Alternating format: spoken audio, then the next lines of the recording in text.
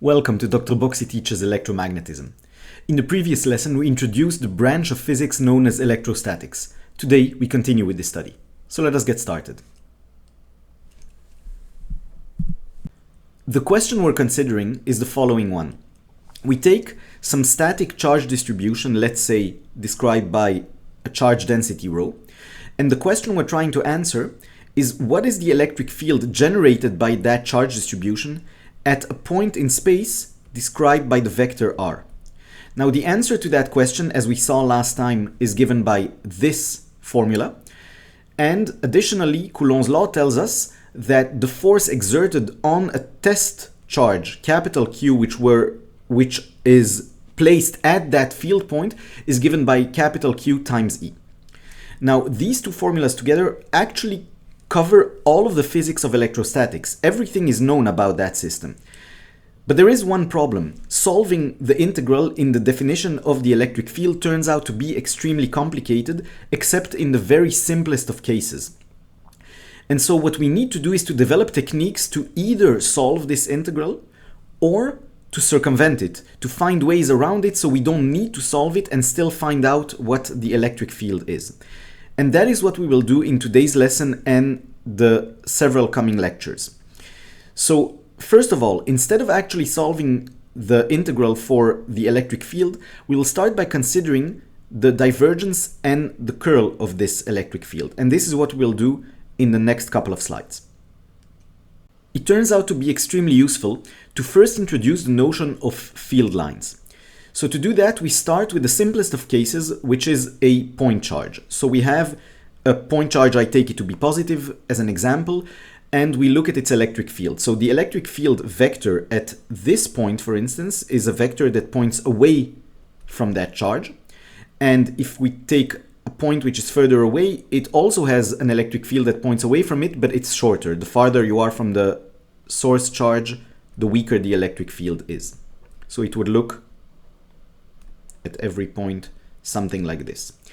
And if we were now to connect all the lines, all the vectors that are in each other's path, you would get lines that look something like this. So in this case, you would get lines going away in every direction from that point charge. It would look something like this.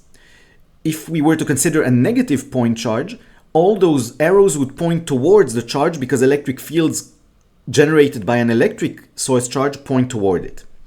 So these are what are known as field lines. But there are some rules about how to draw them to be consistent with the theory of electrostatics.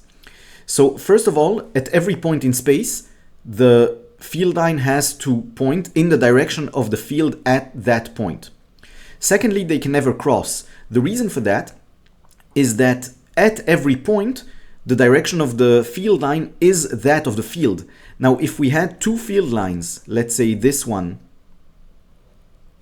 and that one, well, they cross at this point, which would mean that at that point the electric field points both in the direction of the one line and in the direction of the other line, which is impossible. At every point in space, there is one well-defined direction of the electric field, and so it can't have two directions. In other words, they cannot cross.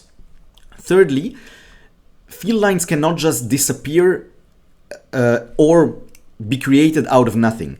They always start at positive charges or at infinity, and they always end at negative charges and or at infinity. So if I have a positive charge here, you can have field lines going out of it, but you cannot have a field line that starts somewhere in a point in space where no charge is present. That cannot happen. And finally, to be consistent with the theory, we don't want to lose too much information about the strength of the electric field, because when we draw it as vectors, you can actually see how strong the electric field is by looking at the size of the vector, at the magnitude of the vector. But when we connect them, you just have continuous lines, and in that case, there is no information left about the strength of the electric field. The way to represent that is we agree to draw more lines when the field is stronger. So the stronger the field is, the denser the drawing has to be. So for instance, if we look at the drawing at the top right of the slide, notice that the closer you are to the charge, the more lines there are per area. So there is a higher density of lines. If I look further away from it, the density of the lines here is smaller. Per area, there are fewer lines. That also means that if we had a charge, one charge, and another charge that is double in magnitude, the amount of field lines I would have to draw starting at that double positive charge would be twice as much. So to be consistent, you always need to draw lines proportional to the strength of the charge from which it starts or the charge towards which it goes if it's negative. So let us look at a slightly more complicated example. We look at a dipole, and a dipole is simply two poles, two charges, equally strong, some distance apart from each other, one positive, one negative. Now, if we take a point, let's say here, which is an equal distance from both charges, there are two electric fields. Each of the source charges causes an electric field at that point. The one caused by the positive charge points away from it. In other words, it looks something like this. And the one generated by the negative charge points towards it, so it would look something like that. And the net electric field would be the vectorial sum of these two, which would be more or less something like this. And we can do that at every point in space. At this point, it would turn out to look something like that. Here it looks something like this. Here it looks like that, etc. And if we were to connect all these points, we would get a figure that looks qualitatively like what I drew here. This is known as the field line diagram of a dipole. And in principle, you can do that for every imaginable distribution of charges, although these drawings can become very tedious and complicated. But how can we use these field lines? The answer is Gauss's law. Now remember, the flux of a field or its surface integral gives a measure for the amount of field passing through that surface. We introduced surface integrals several videos ago, and we saw if we take some surface and we consider the electric field, and here are two of those field lines, we saw that the surface integral, the flux, is defined as the surface integral E dot dA, and that gave us a measure for how much of the field is passing through that surface. Now what we want to do is to apply this logic but to a closed surface. So let us consider a closed surface and consider the closed surface integral around this surface. Now we just saw electric field lines start at positive charges and end at negative charges. So let's say that there is absolutely no charge within that closed surface. Well, in that case, the only field lines that pass through it are ones that start outside it and end outside of it, which means that any field line that passes through it at some point, it enters the surface at that point, it would have to come out of it at some other point. In other words, the net amount of field going in or out of this surface would be zero, because given that there are no field lines starting or ending within that surface, the net amount of field going in or out is zero.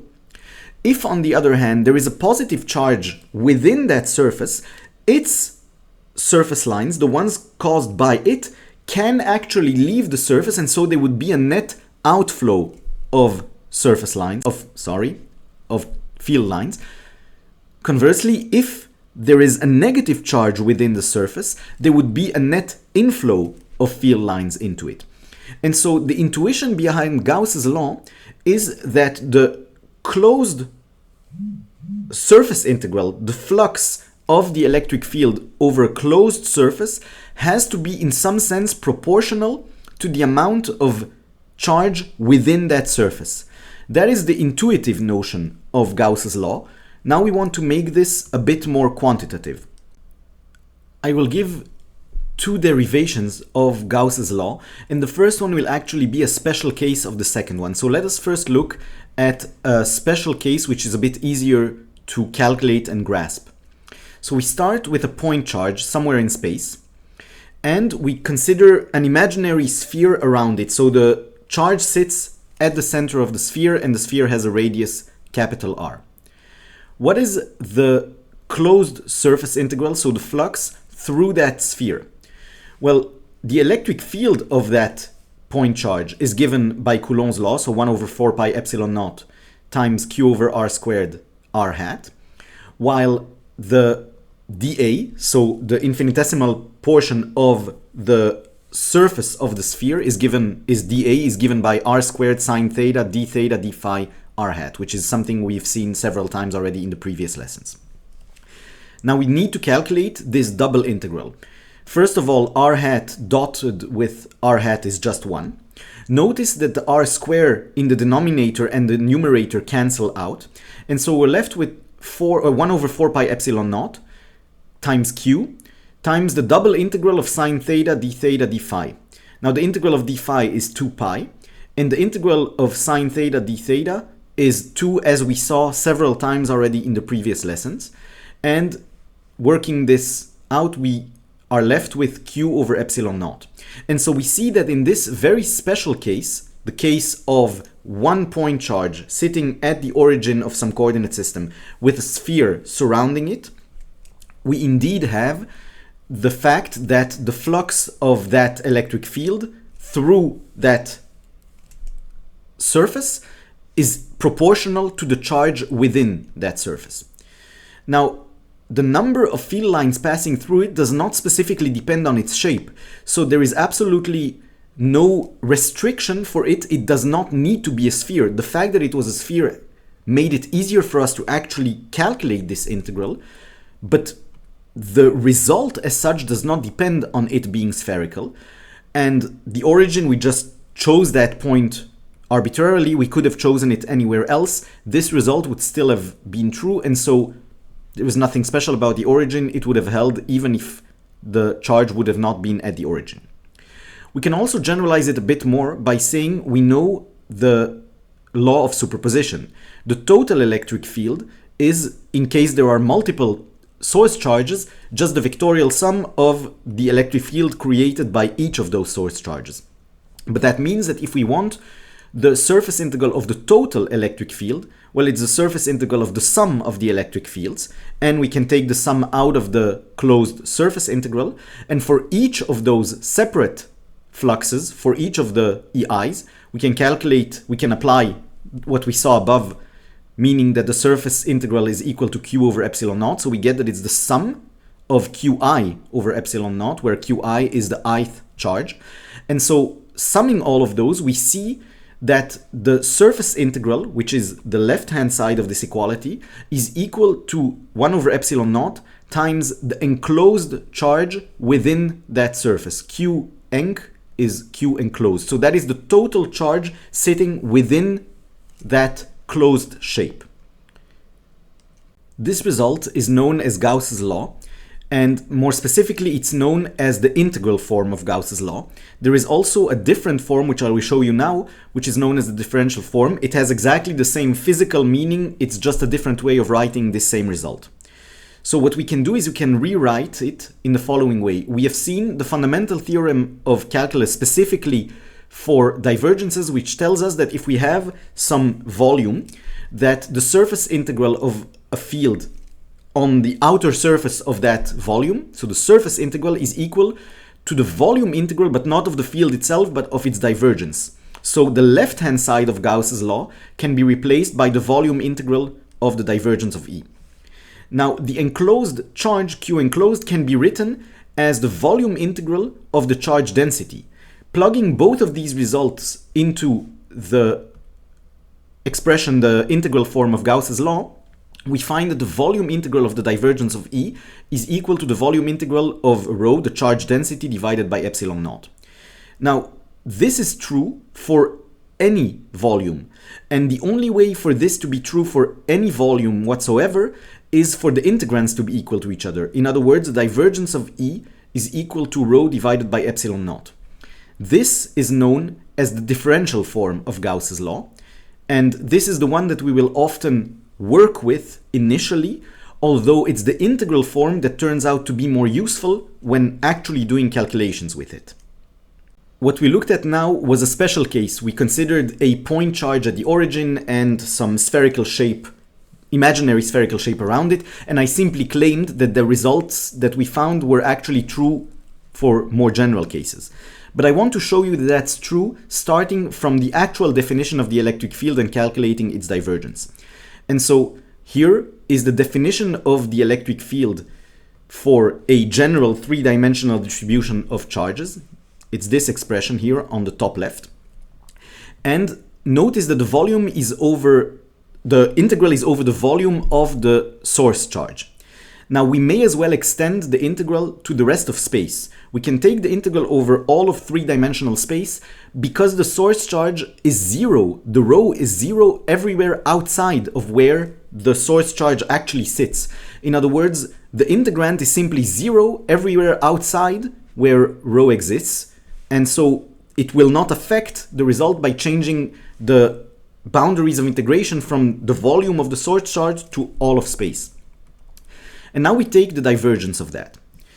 And notice that in that step, I actually brought the divergence into the integral. Why am I allowed to do that? Well, remember that there are actually three r's. You have r, r prime, and curly r.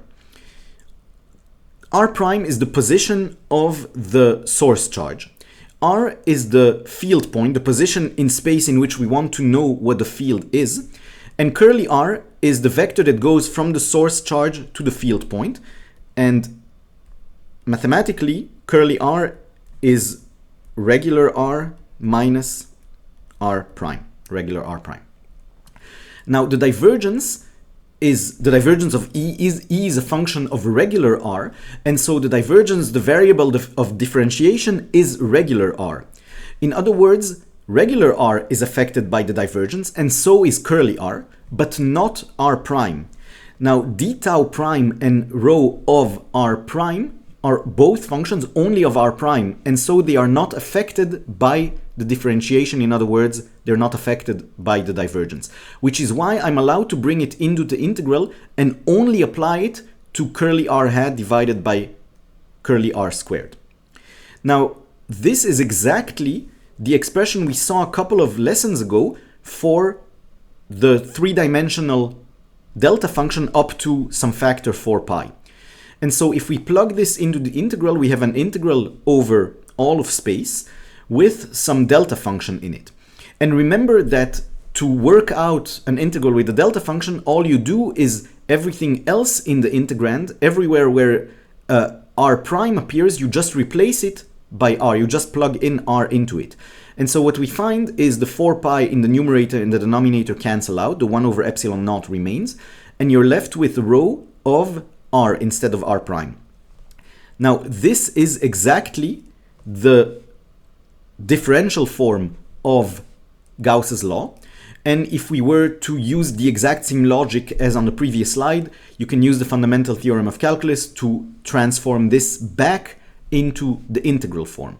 And so we see that we can actually get Gauss's law directly from the expression for the electric field. What is the relation between Gauss's law and Coulomb's law? Well, it turns out that their physical meaning is equivalent. They are the same thing. How do we get Gauss from Coulomb? Well, that's exactly what we did in the previous slides. We started with Coulomb's law, the expression of the electric field. You use the derivation that I gave you on the previous slides, and you find that the divergence of E is equal to rho over epsilon naught, so Gauss's law.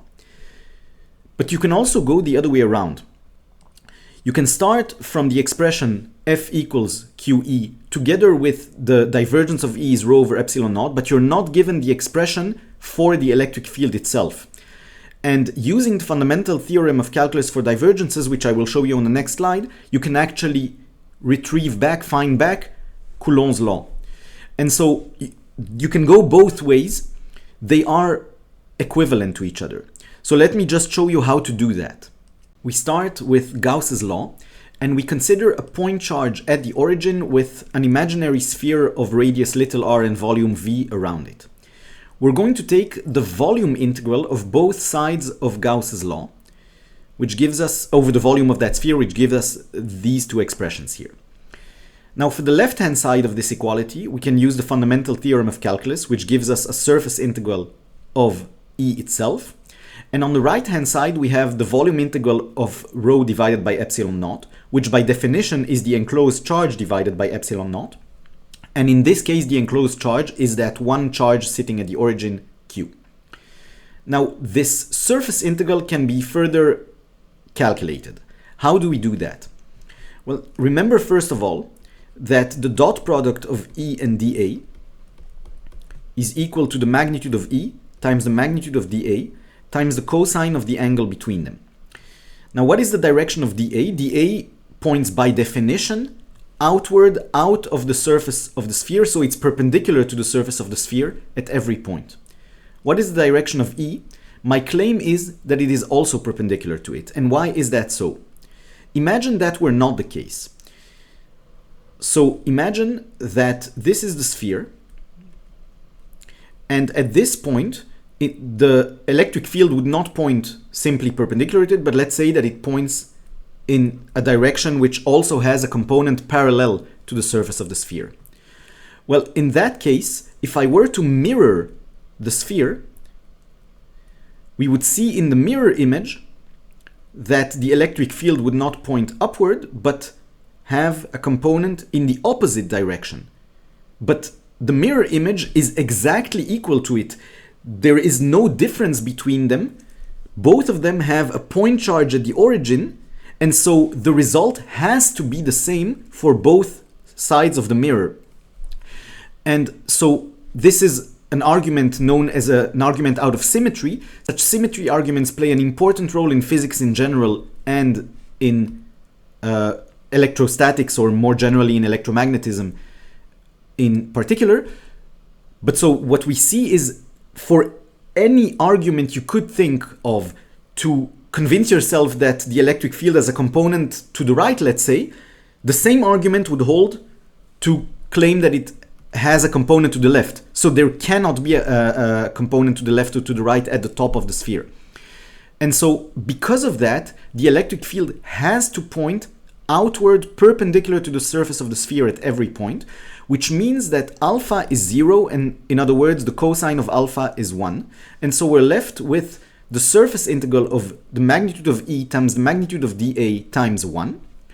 And notice now that, again, because of symmetry, the magnitude of the electric field has to be equally strong at every point on the surface of the sphere. No matter where you are on the sphere, you are equally far from the source charge Q. In other words, E has to be a constant on that surface of the sphere, and we may as well take it out of the integral.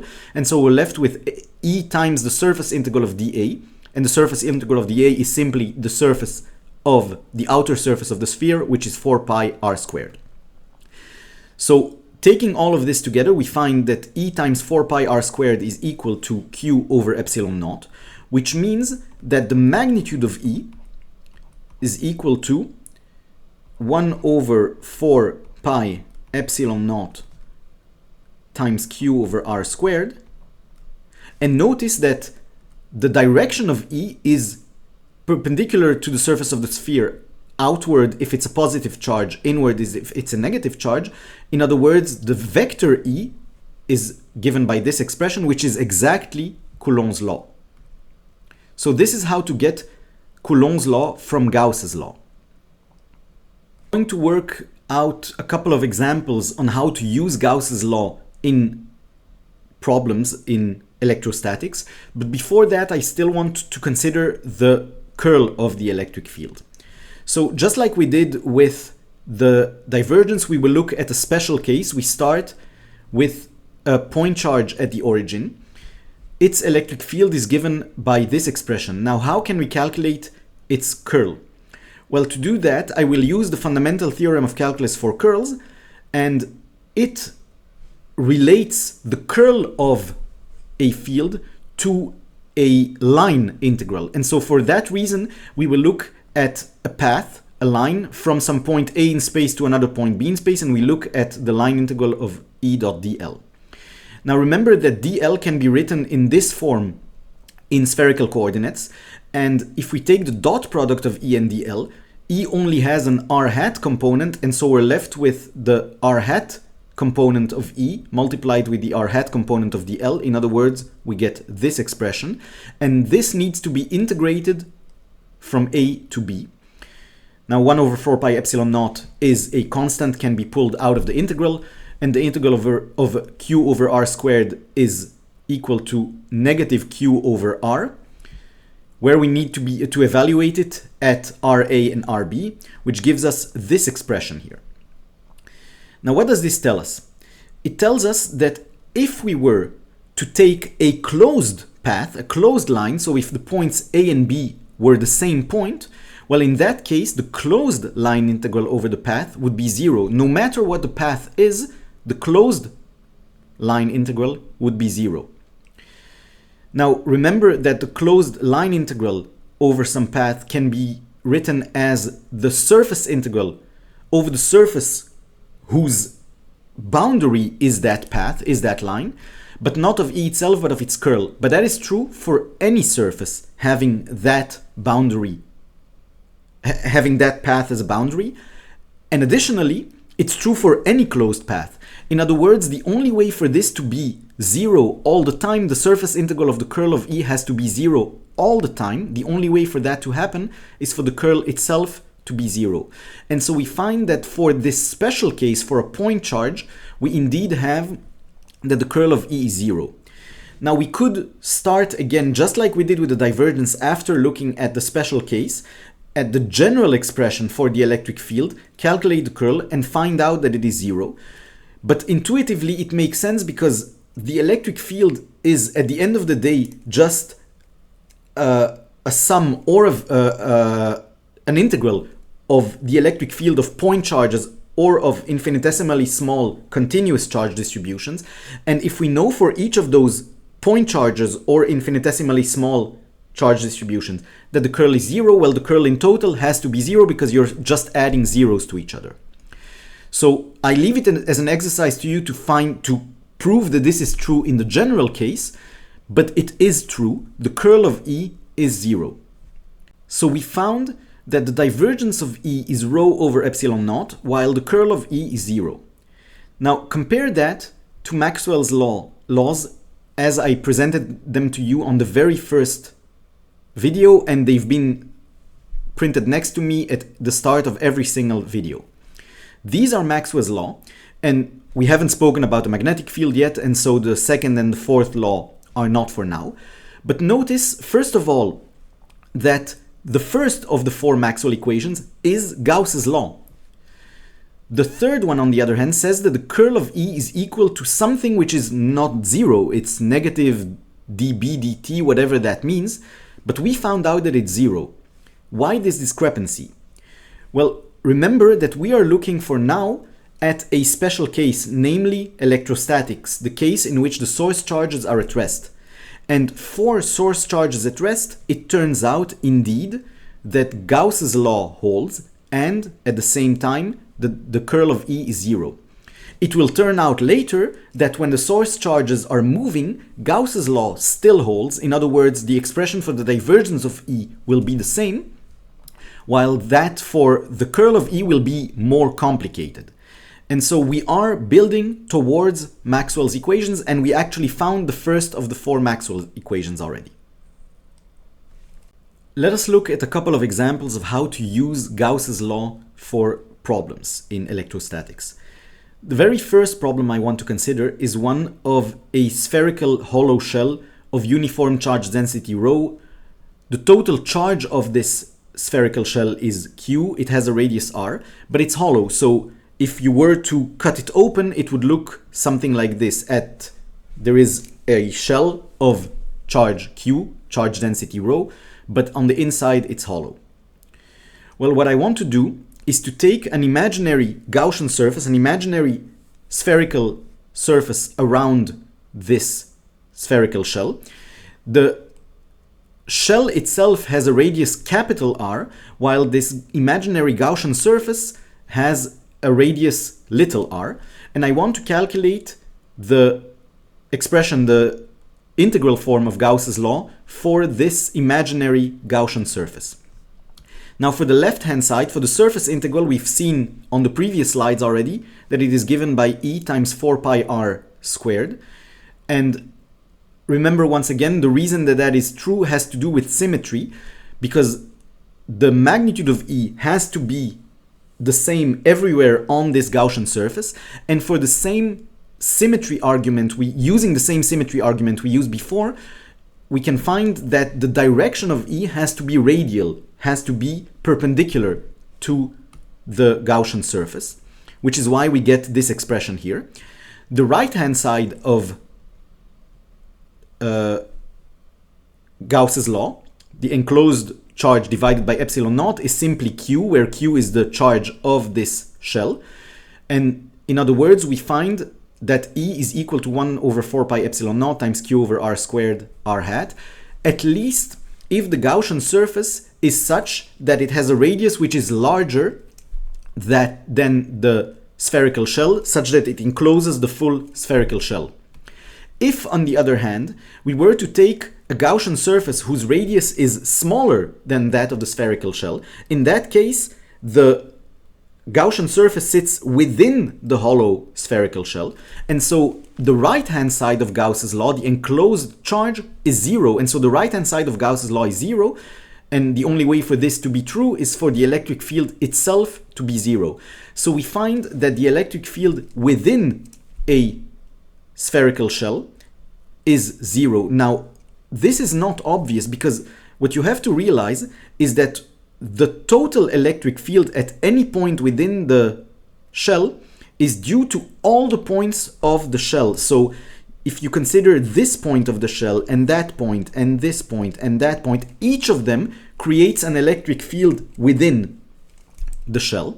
And it turns out from Gauss's law that the net effect of all these charges is 0. They cancel each other out. Now, at the very center of the shell, that is obvious because of symmetry that they will cancel out. But at points away from the center of the shell, but still within it, there is no obvious reason why that would be true. And actually working out the integral, if you were to do it not with Gauss's law, but with Coulomb's law directly and trying to solve that integral, that would be quite a hard thing to do. Using Gauss's law, it follows immediately from this logic that I showed you here.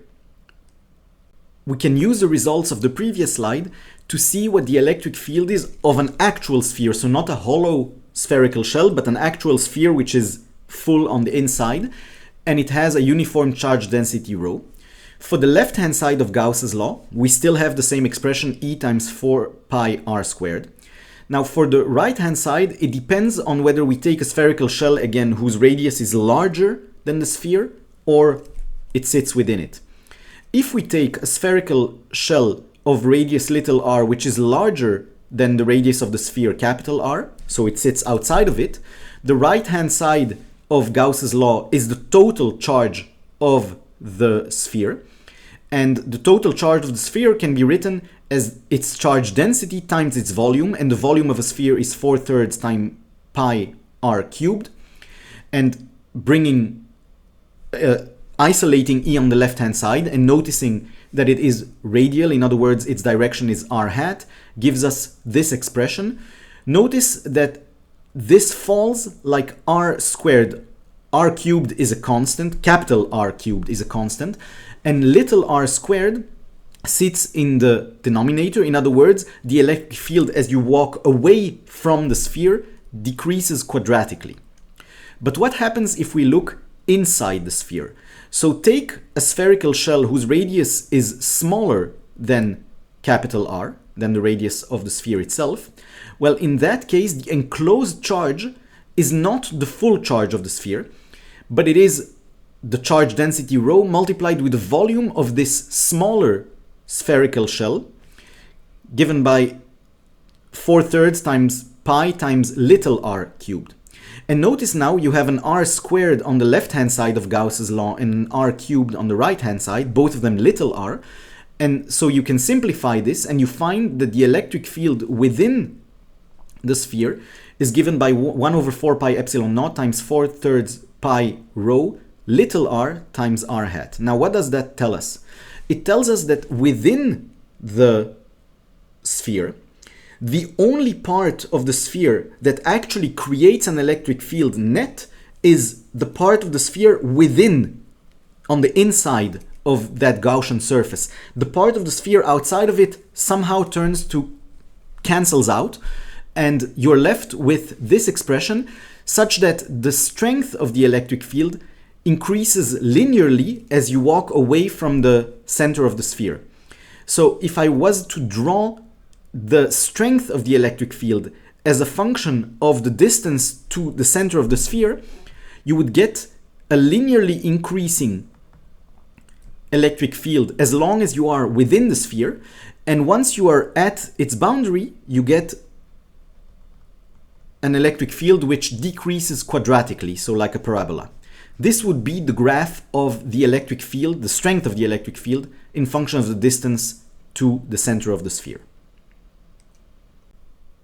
As another example, let us look at an infinite line that has a uniform linear charge density lambda.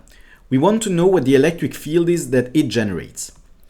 Well, we again use Gauss's law, and it turns out that for such a system, the Gaussian surface that gives us an expression which is actually calculable is if we consider a cylinder as a Gaussian surface and not a sphere. So we take a cylinder of radius s, so s is the distance from the line to the cylinder, and it has a length L.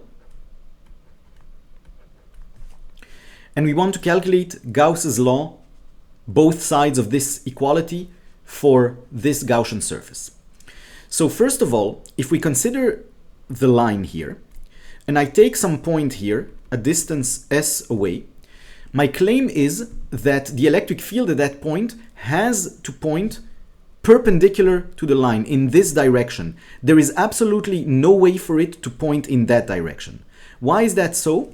Well, imagine that I call this side A and this side B.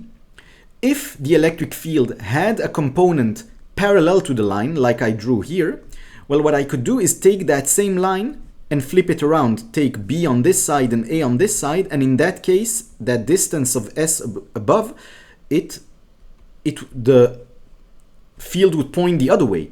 But again, out of symmetry, there is absolutely no difference between these two situations. In other words, it cannot have a component parallel to the line. The only component the electric field can have is perpendicular to the line. As a consequence, remember that the dA always points perpendicular to the closed surface. Well, the cylinder looks something like this.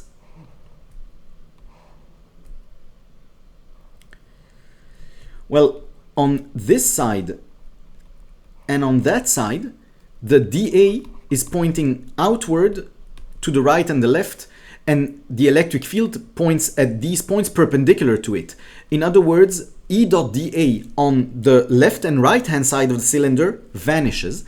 So we're left with E dot dA, but only on the curved surface of the cylinder. And because of symmetry again, it is equally strong at all those points on the curved surface of the cylinder, and so we can take E out of the integral and we're left with E times the integral of dA, and the integral of dA is the area of the curved part of the cylinder, and the curved part, so we're talking about this part of the cylinder, has a surface of 2 pi s, which is the circumference of the circle, times its length L. So that is the left-hand side of Gauss's law.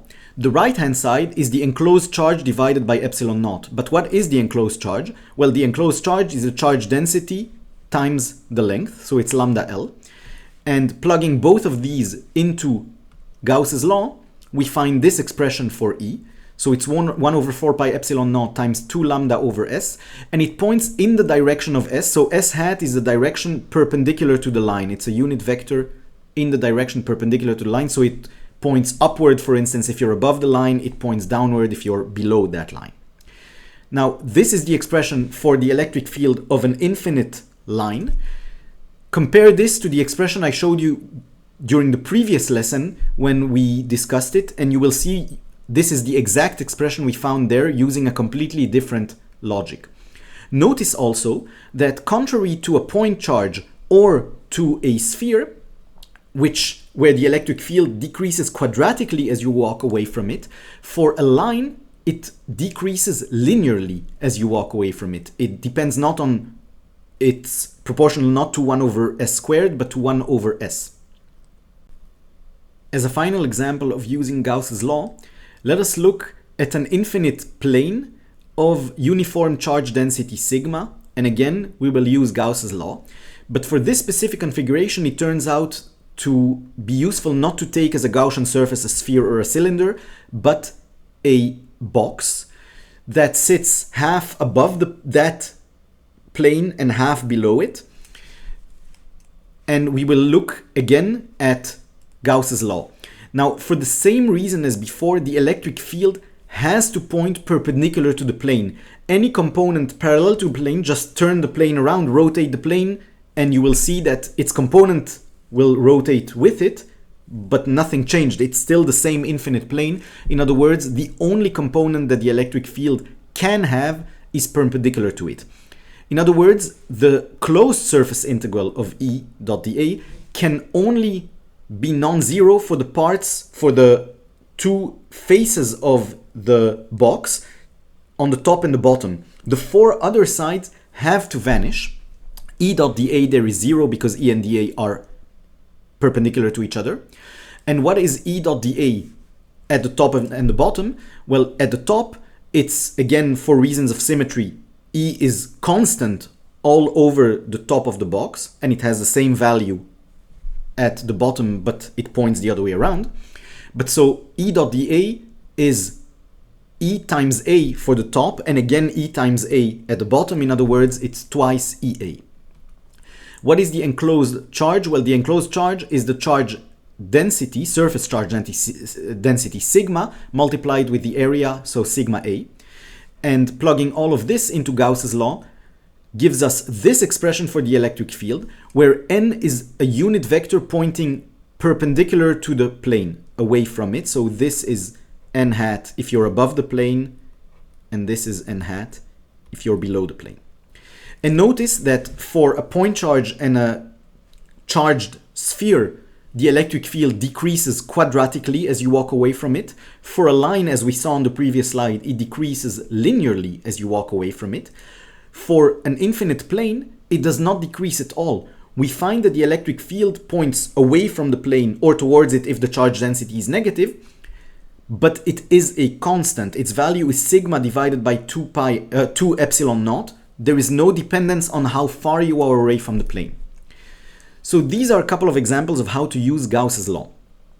In the next lesson, we will look at an extremely important topic in electrostatics, namely that of the electric potential. I will see you then.